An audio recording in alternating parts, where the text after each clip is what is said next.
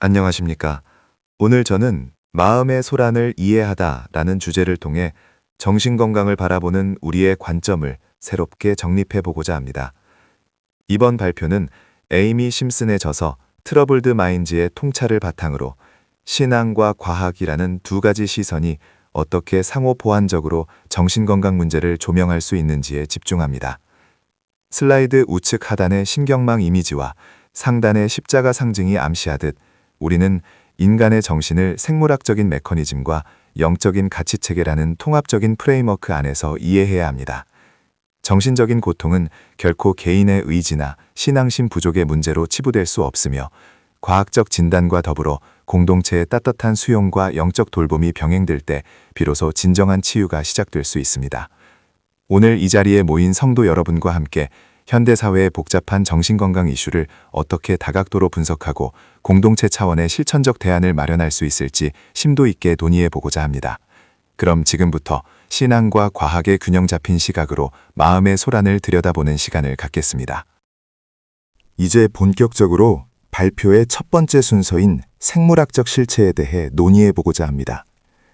조현병은 오랜 시간 동안 그 원인을 규명하기 어려운 미지의 영역으로 남아 있었습니다. 하지만 현대 뇌과학의 비약적인 발전은 이 질환이 단순한 심리적 갈등이나 환경적 요인의 산물이 아닌 뇌의 구조적이고 기능적인 결함에서 기인한다는 사실을 명확히 밝혀내고 있습니다. 이번 제1부에서는 조현병을 뇌과학이라는 정밀한 렌즈를 통해 투영해 보려 합니다. 신경 전달 물질인 도파민과 글루타메이트의 가설부터 시작하여 전두엽과 측도엽을 포함한 뇌 피질의 두께 변화, 그리고 신경망의 연결성 문제에 이르기까지 다각도로 분석할 예정입니다. 성도 여러분께서도 잘 아시다시피 생물학적 기전에 대한 명확한 이해는 진단의 정확성을 높이고 더 나은 치료 전략을 수립하는 데 있어 가장 핵심적인 토대가 됩니다. 그럼 지금부터 조현병의 이면에 숨겨진 복잡한 생물학적 메커니즘을 하나씩 짚어보도록 하겠습니다. 뇌를 일종의 정밀한 라디오 수신기로 비유하여 조현병의 병태 생리학적 기전을 설명해 보겠습니다.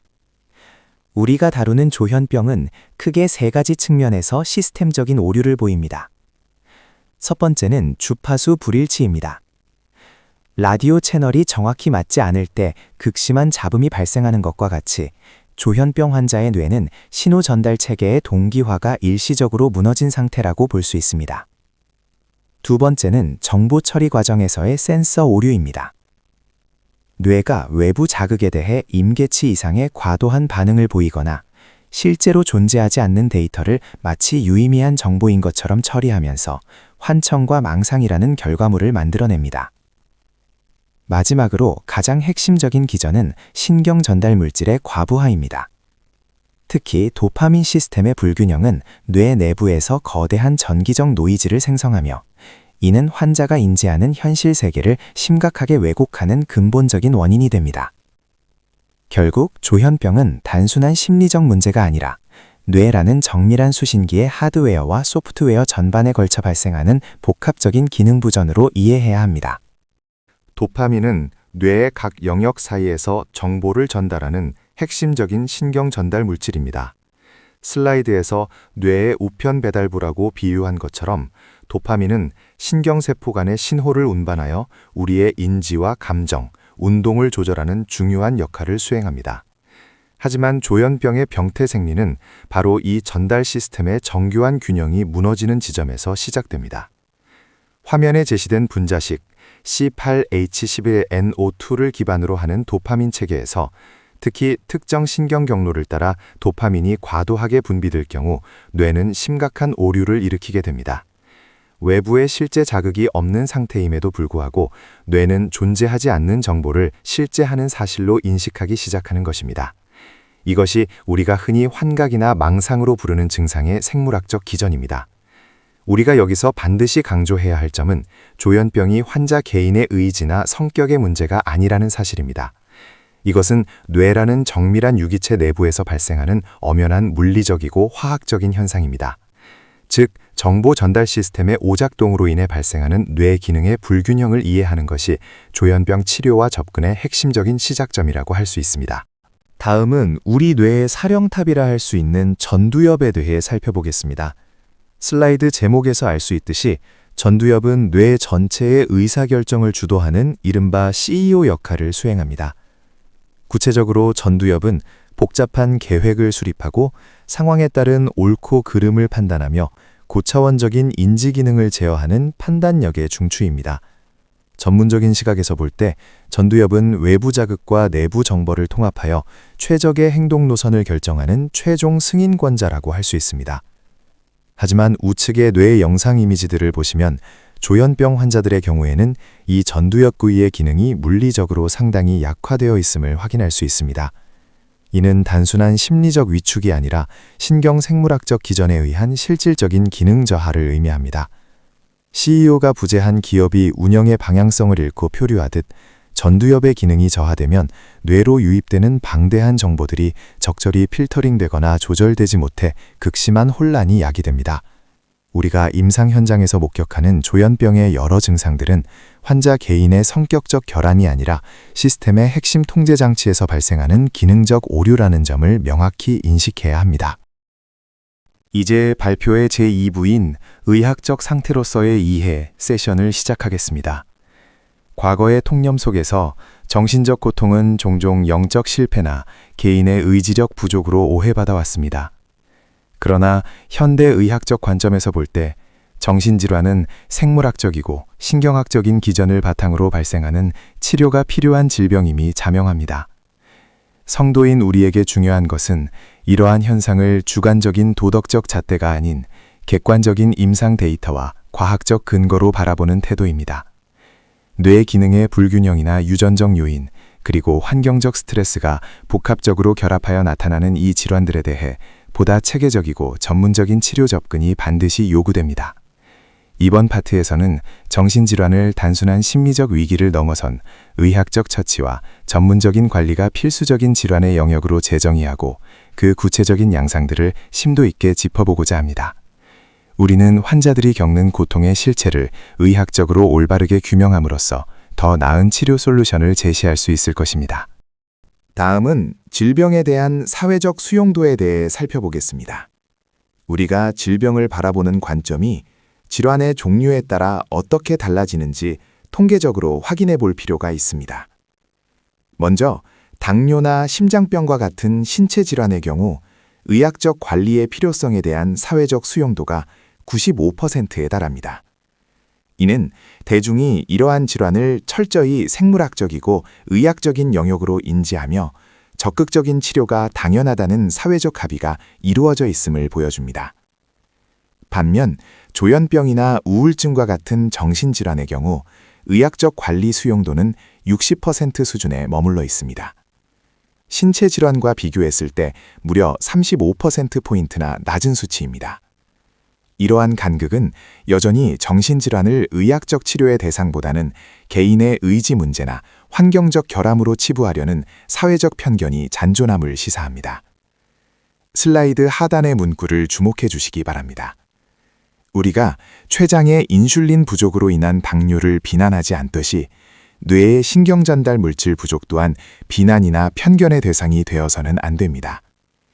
균형 잡힌 신앙인으로서 우리는 이러한 인식의 격차를 해소하고 정신질환 역시 명확한 생물학적 기전을 가진 의학적 관리의 영역임을 사회 전반에 확산시켜야 할 책임이 있습니다. 이상으로 질병 수용도에 관한 분석을 마치겠습니다. 8번째 슬라이드에서는 우리가 지향해야 할 통합적 치유의 길에 대해 심도 있게 살펴보겠습니다. 진정한 치유는 단순히 물리적인 증상의 완화를 넘어 전인적인 회복을 의미합니다. 그 첫 번째 핵심 요소는 의학적 선물입니다. 과학과 의학은 단순한 기술적 성취를 넘어 창조주가 인류에게 허락하신 일반 은총의 도구라는 점을 인식해야 합니다.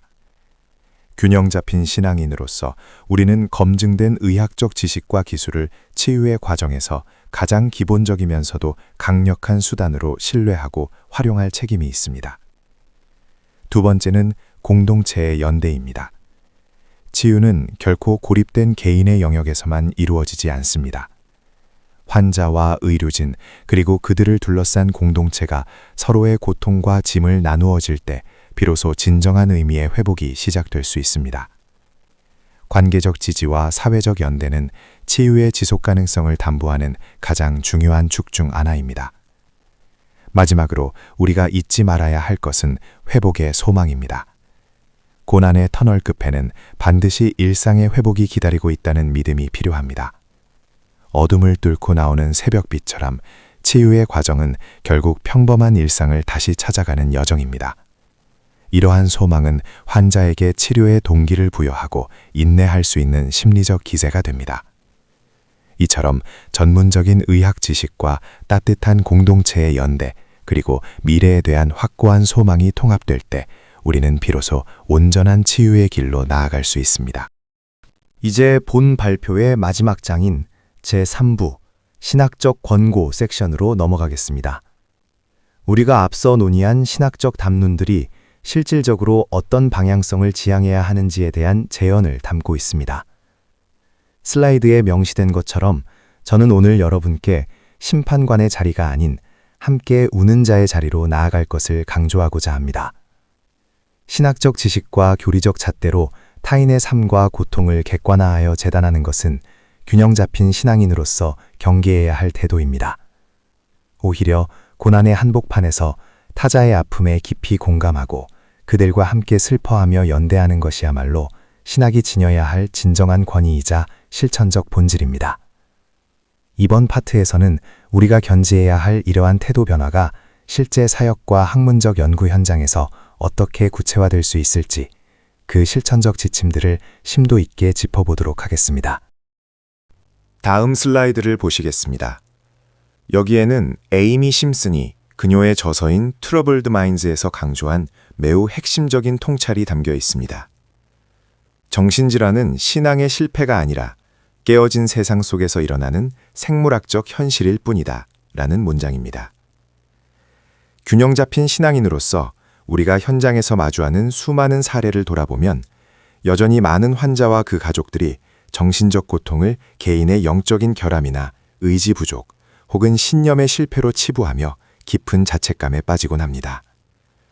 하지만 이 문구는 정신질환의 본질이 결코 도덕적이거나 신앙적인 차원의 문제가 아님을 명확히 규정하고 있습니다.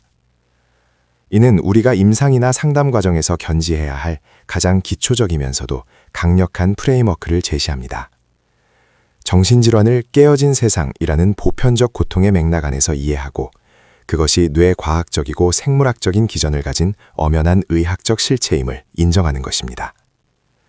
우리가 이 관점을 확고히 할 때 비로소 환자들이 느끼는 부당한 죄책감을 해소하고 과학적 근거에 기반한 치료와 진정한 인간적 공감을 통합할 수 있습니다. 정신질환을 바라보는 우리의 시선이 단순한 증상 분석을 넘어 한 인간이 마주한 생물학적 현실을 온전히 수용하는 것에서부터 시작되어야 함을 다시 한번 상기해 보시기 바랍니다. 다음으로 우리가 함께 걸어갈 마음의 여정을 4가지 핵심 단계를 통해 살펴보겠습니다. 첫 번째 단계는 인식의 전환입니다. 우리 사회 구성원 4명 중 1명이 정신적 고통을 경험하고 있다는 통계는 이 문제가 결코 타인의 일이 아님을 시사합니다. 균형 잡힌 신앙인으로서 우리는 이를 보편적인 삶의 과정으로 수용하는 태도에서부터 시작해야 합니다. 두 번째는 과학적 이해 단계입니다. 정신적 고통을 단순한 심리적 위축이나 의지의 문제로 치부하기보다 뇌신경계 내에서 발생하는 일종의 주파수 오류로 접근하는 통찰이 필요합니다. 이러한 객관적 시각이 뒷받침될 때 보다 정교한 개입이 가능해집니다. 세 번째는 사례의 재해석입니다. 임상 현장에서 마주하는 다양한 증상들을 단순한 행동장애로 규정하기에 앞서 그 이면에 숨겨진 고통의 비명을 읽어낼 수 있어야 합니다. 증상은 곧 그들이 세상에 보내는 가장 간절한 신호이기 때문입니다. 마지막 단계는 공동체의 결단입니다. 이 여정의 종착지는 단순히 증상을 완화하는 것을 넘어 고통받는 이들에게 우리 사회가 온전하고 안전한 피난처가 되어주는 것입니다. 이러한 통합적 접근을 통해 우리는 더 건강한 공동체를 구축해 나갈 수 있을 것입니다. 이제 마지막 순서인 질문과 나눔의 시간입니다. 오늘 제가 준비한 내용들에 대해 균형 잡힌 신앙인 여러분의 소중한 의견과 통찰을 함께 나누어 보고자 합니다. 슬라이드에 명시된 것처럼 진정한 치유는 정죄 대신 사랑을, 그리고 낙인 대신 지지를 보낼 때 비로소 시작됩니다. 현장에서 마주하는 수많은 사례 속에서 우리가 견지해야 할 태도 또한 바로 이러한 포용과 연대일 것입니다. 우리는 각자의 전문 분야에서 활동하고 있지만 결국 깨어진 세상을 함께 회복해 나가는 동역자들입니다. 오늘 이 자리가 단순한 정보 전달을 넘어 서로의 고민을 공유하고 더 나은 실천 방안을 모색하는 뜻깊은 소통의 장이 되기를 희망합니다. 평소 실무에서 느끼셨던 의문이나 제연, 혹은 오늘 발표 내용과 관련하여 보완이 필요한 부분이 있다면 자유롭게 말씀해 주시기 바랍니다. 경청해 주셔서 감사합니다.